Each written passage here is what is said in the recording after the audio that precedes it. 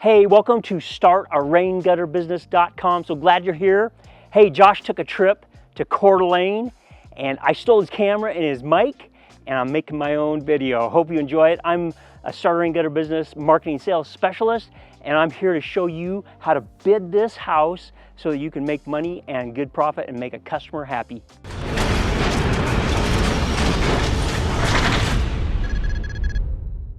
So, a customer called. You've set up an appointment and you're driving up to their house. What do you do next? Well, here's what we do, and we have like a whole process for going through for sales, and it's pretty dynamic, and we are able to sell and close about 60% of our jobs.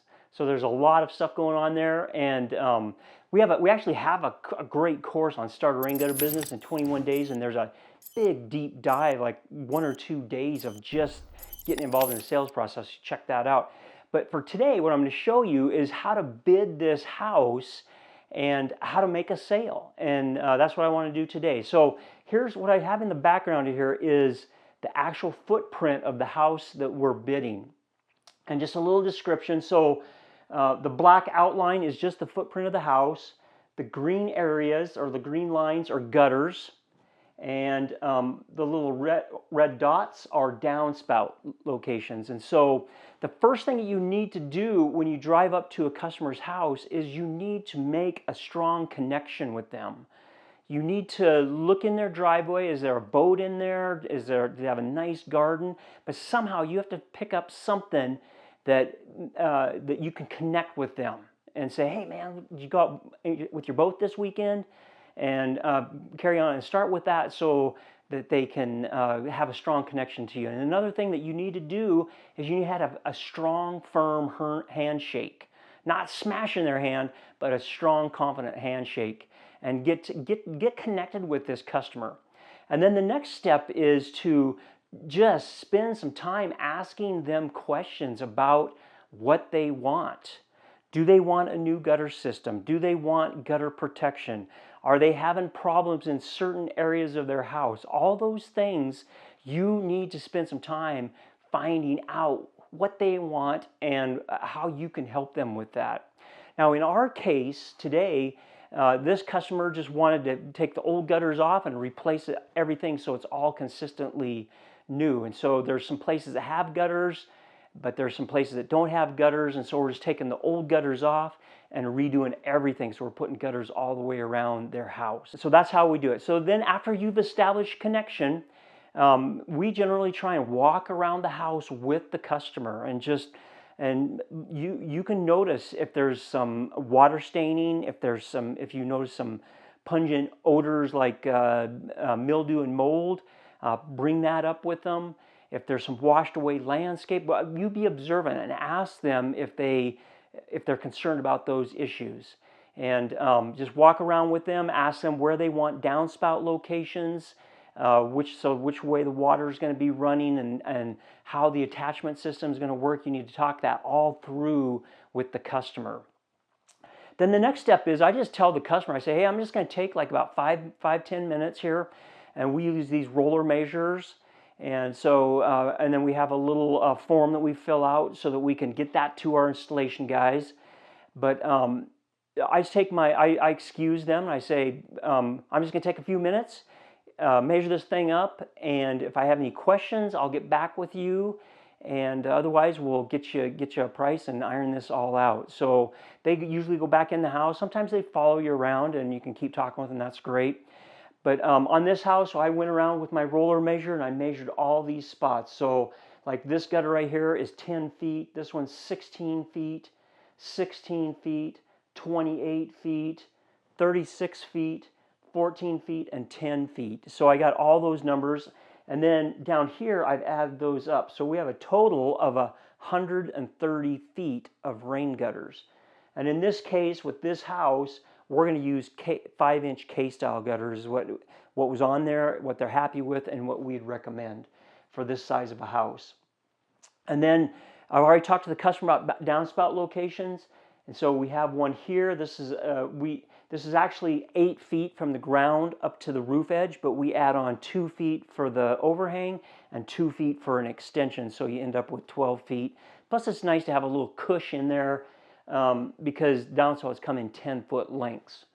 And then you can see these little marks. That stands for AAA. That's the elbows. And so when we put that on our form, our installation guys know exactly which way this downspout, in this case, this is going to go A, and then down, so it's going to kick it straight out the front.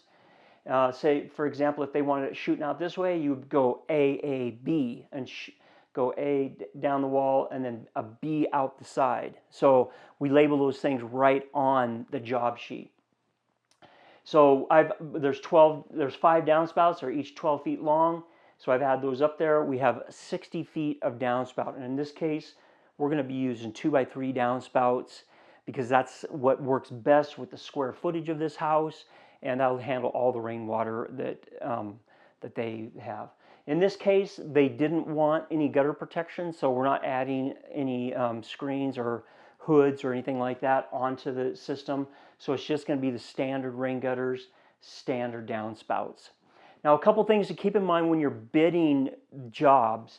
One is when you have, in this particular house, the fascia was angled. In other words, it's not plumb, it's angled. So it's cut square with the angle of the roof. And this was a pretty steep pitched roof, especially in this area, not so much over here.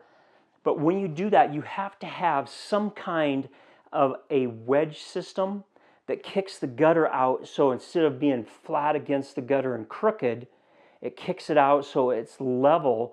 And we use a product called T-wedges, and we put those about every 4 feet behind the gutter, and that keeps the gutter plumb and running level. And that's important to keep in mind. Does this house have angle fascia or is it plumb fascia? And we add a little bit more money in on a angled fascia because we have to use those wedges, and it takes a little bit more time to install. The other thing that you need to keep in mind in this particular house is we do have 2 inside miter joints. And so what we do there is we use a strip miter joint, an inside strip miter joint, and we put those in, so we charge a little bit extra for those inside strip miters. And now this house is all on one level, so we can get it with our 10-foot ladders or our little giant ladders. But if a house is over 12 feet, over 14 feet high, then we add extra for a second story application, because then you're using extension ladders or a lift system, and it just takes a lot longer that way. So those are some things that to keep in mind as you're bidding houses as well. So you can see here that we have 60 feet of downspout, 130 feet of gutter. So that gives us a total of 190 feet of gutter and downspout. And if you multiply that out, I've already figured this out, and it comes up to, this job is going to be $1,330. And so that's what we do, is we multiply our lineal footage by that number that we have, and we come up with that for our customer. So now you've figured all this out. You figured all the ins and outs and all the different scenarios involved in installing a rain gutter. And now you need to go present this number to the customer and hopefully get a handshake and maybe even a material deposit if that's your way of doing things.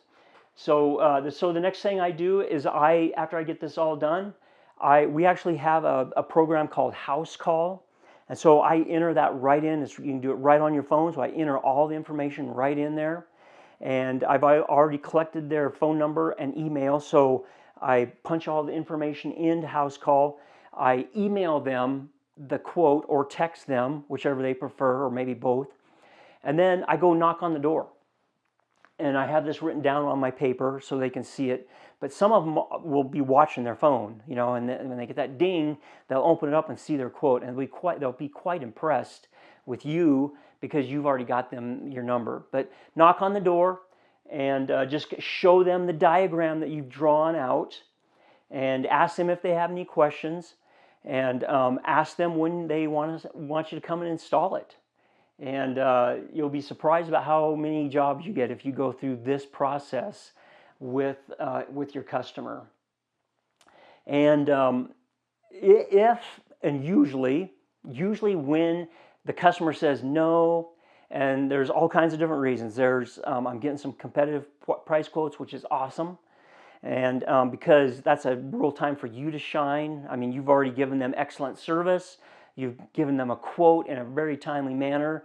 Just imagine your competitors, they're going to come in, who knows when they're going to get there, and they're probably going to just tell them verbally what the number is, but you're going to have like a professional system already lined out.